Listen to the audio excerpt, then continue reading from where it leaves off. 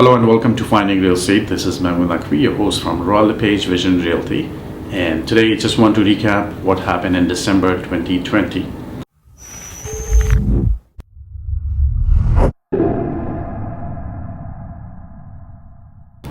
So between the number of buyers and sellers, there was a lot of activity in the first quarter of 2020.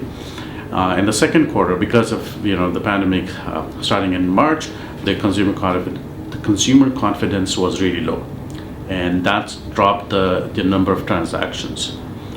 It took almost end of May and in early June where the market really picked up. So the third and fourth quarter were very, very strong. There were the issue with the supply of the construction material, the renovation supplies and all that. So that really held up the sellers, which is still being a huge problem now going forward in 2021.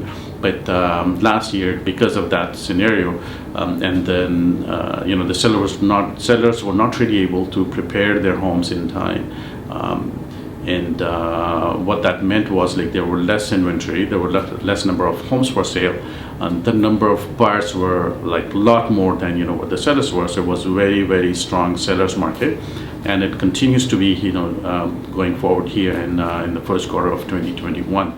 So the first and foremost where you really evaluate where the market was for December would be number of transactions. So the number of transactions went 64.5%. So from 4,300 to 7,100, that's almost 64.5% year over year gain. That shows that the consumers were very confident that the market is heading in the right direction. With the number of transactions going up 64%, the number of the property values went up as well, from 838,000 to 932,000. That's almost 11.2% across GTA. 10% there's in some areas has been 20-25% as well. So the number of listings in December went up from 3,500 to 5,800. That's 66.5%.